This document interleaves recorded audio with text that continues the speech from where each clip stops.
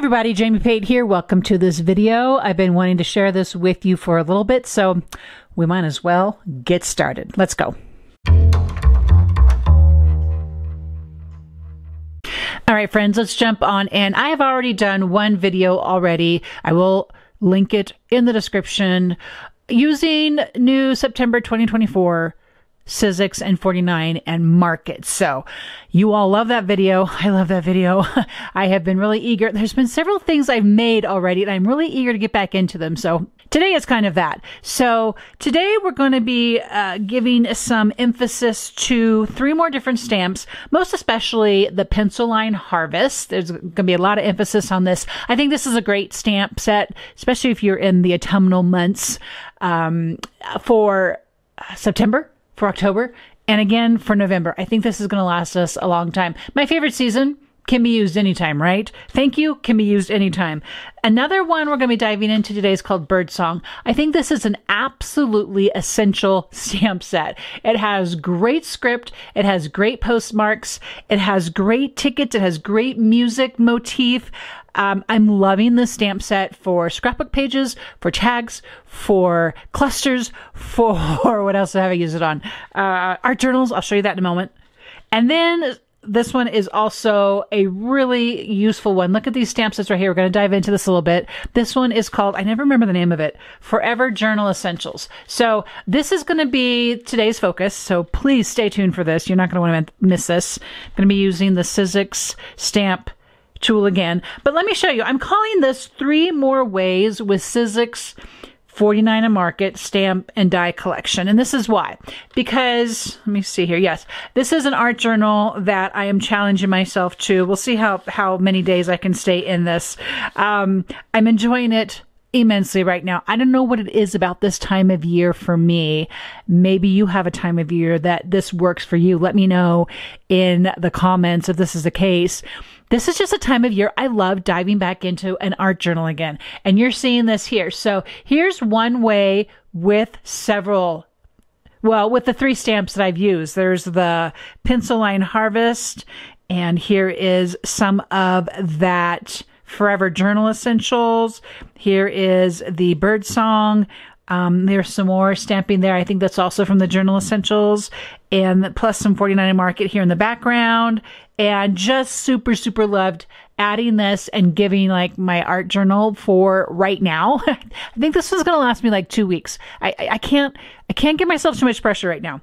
And then this was sort of a grid journal approach here, and it was a fun exercise. I don't totally love this page. I hope you have pages like that too. I hope you have pages that you just kind of dive into, but you're like, it's okay, but I learned a lot. And I really did learn a lot. And there's a lot of the stamps being used on these grids, plus a die from the pencil line harvest. Then I just actually worked on this one last night, and I really am loving this one. If you can get pay attention to some of the details, there are stamps, there's inks, there's splatters, there's rub-ons, there is an acetate butterfly, which I accidentally realized when you heat it curls.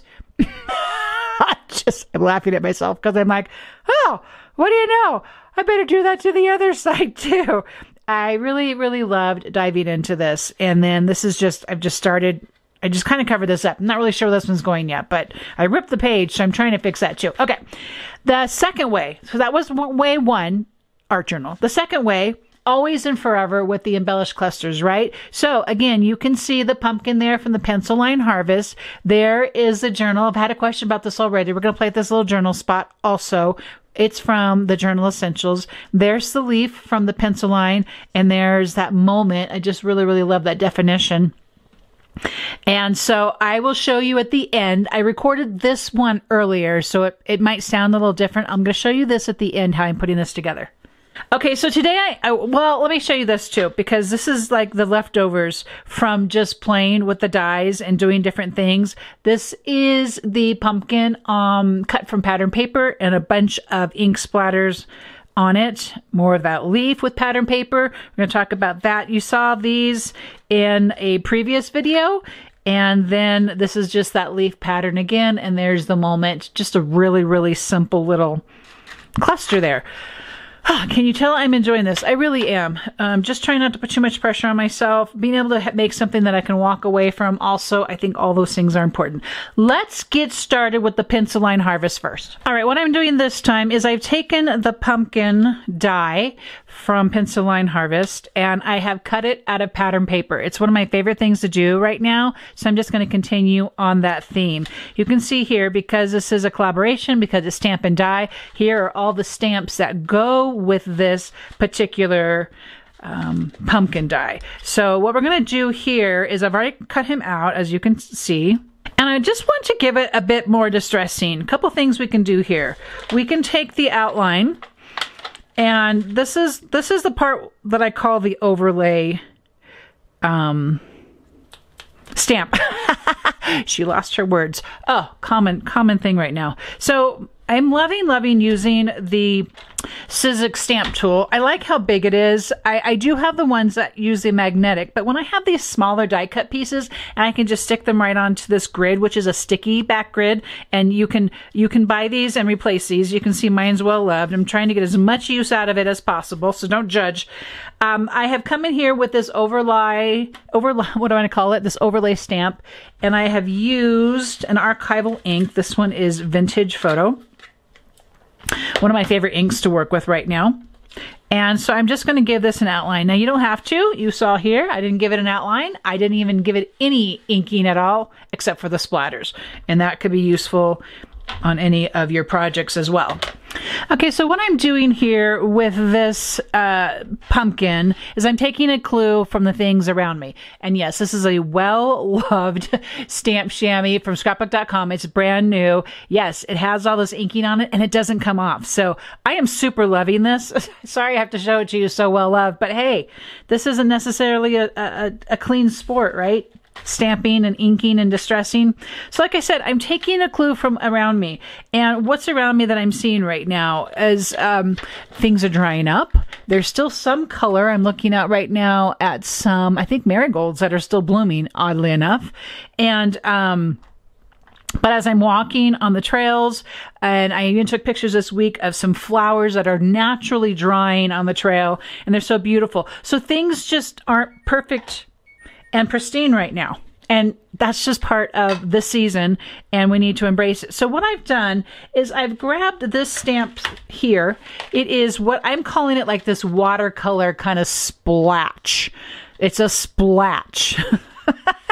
Just go with it. And what I want to do here is I just want to give it a little bit of color. I know I have pattern paper down, but I just really love this look. And so I'm not actually laying down that much ink on this, but I am taking my distress sprayer and giving it a squirt of water. And I'm just going to come in here and just lay this down softly. I don't need this completely covered. I don't need it to be saturated. I didn't need anything but just that little bit of color. Now, because I am using pattern paper, this is not a mixed media paper, right? It's going to bubble up on the surface just a little. All I really need to do, though, is just let it dry. To be completely honest with you, I'm okay with a little bit of that irregularity. When it dries, it will dry back normal. Okay, and so I'm good with that. The next thing I do want to do with this is, let me grab the birdsong. And in birdsong, there are some beautiful postage marks. And see, this is why I love using my stamp tool. I just get to lay it on there. See, is that something that I like? Yeah, it is kind of something that I like. And I am going to then come in here with a little bit of Distress Oxide Vintage Photo. Again, a little bit of Rusty Hinge. I don't want it any one color, so I'm just kind of playing with the inks there a little bit. And I'm not smashing this on. I just kind of let it set a little bit. And I'm actually going to be really happy with just that right there. Sorry, my phone keeps ringing for me. It's Friday, friends, here that I'm doing this video. And my family is ready for a little bit of Friday night fun. So I'm getting all these texts about what we're doing tonight. Okay, the very last thing I'm going to do with my pumpkin is I'm grabbing the peeled paint watercolor pencil while it's still sitting here on the surface of this stamp tool, I'm just going to go in here real light. You could stamp this on. There is a stamp for the stem. I'm opting to do it differently because there are just a myriad of ways we can be adding color to our stamped images. This is just one of them. So I'm pretty much loving how that turned out. And except for coming in here with a little bit of inking around the edges, I am pretty much done with this little project here. And so you can just drag your ink pad along the edges. I do that and it's fine. Sometimes I get a little carried away, and so I wanted to just grab this little inker here.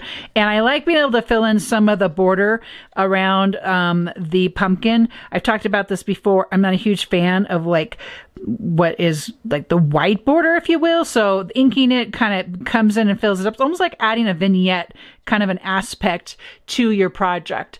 And so this is a really simple way to make this pumpkin. Okay, now I've taken the leaf die and I've gone ahead and cut that out from pattern paper also. And in case I didn't explain this before, I'm not quite sure that I did. I am using Peach Swatch collection from 49 and Market. While these are great background, these come usually, if I'm thinking correctly, in the pack, they come at least 2 to a pack. So you have lots of paper to do die cutting with as well. And we're basically going to do the same thing with the leaf as we just did with the pumpkin. Now, on purpose, I decided to grab a more whitish background part of the paper. I didn't want white paper on purpose. I didn't want the starkness of white paper. The mixed media is a great paper to do this kind of inking on. And of course, we can go in and we can pre-ink the paper first. This is just another way. This isn't the only way. This isn't the way. It is just a way. And this is a way that I wanted to go about this in this particular video too, is this way. So we're doing the same thing. We've done the overlay stamp also in the archival. Vintage photo is what that was. I believe I shared that before. I'm also going to grab the splotchy from this one as well. There's this full, so you could do that layer as well as this layer. I'm only doing one of the layers, okay? I don't want to completely cover this. And what you're going to see here, we're going to be making this one is the same idea. It's that whitish background and just a little bit of color. Now you can cover this all up if you would like to. Sky is the limit on how we can go about this. This is just how I'm going about this myself. I like giving it a little bit of splatter, and it helps to use that archival ink first for when you're coming back over with the overlay. That way the ink doesn't move from your overlay layer. That's why I chose the archival for that. I could also go back on top of that now if I wanted to in the outline, but it's just the order that I went in. Sometimes I get questioned, why'd you do that way? Because I did. I have no other answer for you. I'm going to grab the Forever Journal Essentials. There is this one that says gratitude. So I'm going to grab the gratitude stamp. And what's really great, and I really need to play with these some more. I've not done a whole bunch of playing with this yet. What's really great about these stamps is you don't have to use the whole thing. Just like any kind of stamp, right? You don't have to use the whole thing. You can use what you want. I'm trying to decide here.